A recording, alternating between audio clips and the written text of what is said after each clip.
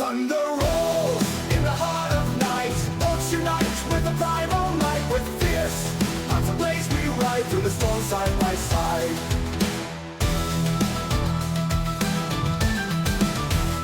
Welcome back, crafters. I was inspired to do this video because I watched Pointy Hat and Dungeon Dad with their videos on giants and cyclops. There's another video I'll do on the connection between the two later, but please check out their videos. I'll link the videos in the video description if I can figure out how to do this. I'm new to YouTube and making videos like this, so please bear with me. I think one of the interesting things that Pointy Hat really tackled was, what is a giant? And what makes it, I guess, in the fantasy realm? Well, a giant, simply defined, really is just a big guy with a club and a rock that herds sheep. Okay, but what could it be? It could be a lot more interesting. And does it currently feel big? It needs to feel big, and it needs to be mechanically interesting. It needs to be mechanically big. I'm sure, what do I mean by that? Let's compare these two scenarios, okay? A party is out searching for a farmer's missing sheep. They find the flock tended by a giant. The giant throws a rock towards the adventurers. The fighter was hit, taking 18 points of damage. She shrugs it off and drew her sword, charging into battle. Did the giant feel big in that scenario? Did the fighter feel big in that scenario? Alright, let's try this. The party is searching for the farmer's missing sheep. They find the flock, tended by a giant. The giant throws a rock to ward off the adventurers. The fighter was hit for 18 points of damage and failed her save and was knocked prone. She struggled to her feet, draws her sword, and charges into battle. Didn't the giant feel a little bit bigger in that scenario? Just mechanically, if there's a chance that the giant can knock somebody over with the rock, knock somebody prone, really incapacitate them with a thrown rock, it makes it feel bigger. It makes the rock feel bigger, regardless how much damage it does. And I think that's the key. So I've modified some giants, including the hill giant. Again, I'll link it in the description below if I can figure out how to do that.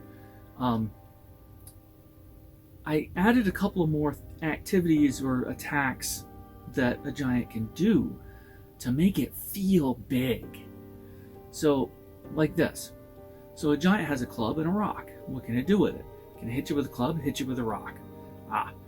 What if, when it hits you, it has a chance of making you go prone?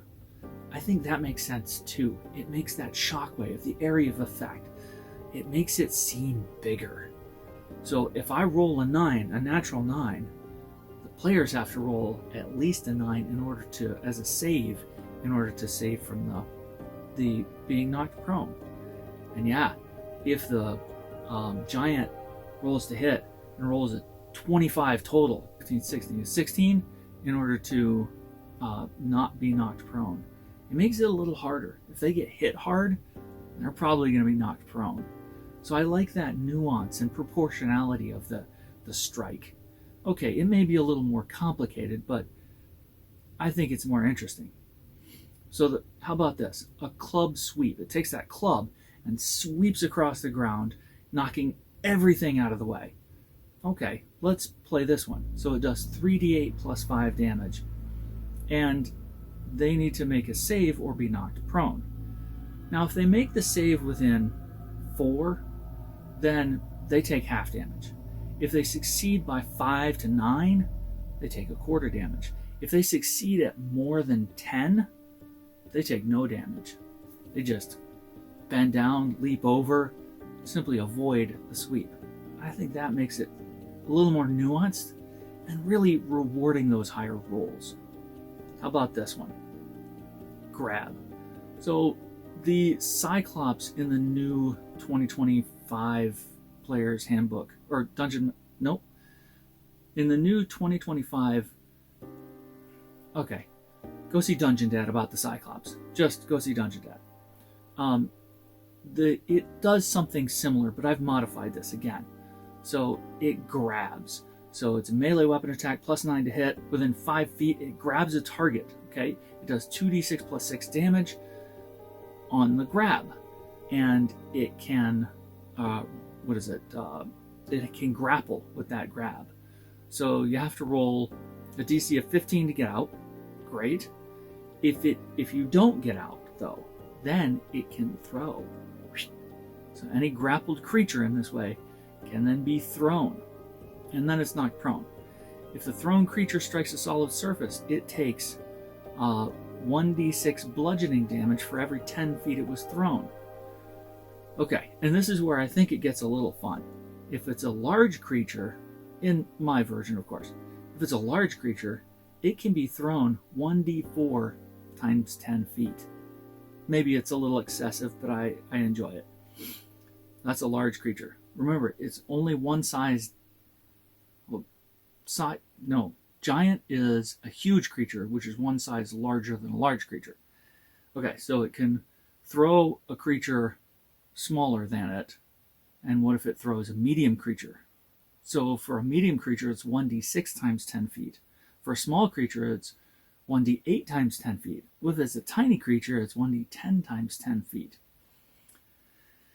And then it has to make a dex saving throw or be knocked prone when it impacts. So I think those things will make the mechanics of a giant or cyclops feel bigger. Let me know what you think in the comments. I'm going to link some of that stuff in the video description there if I can figure out how to do this.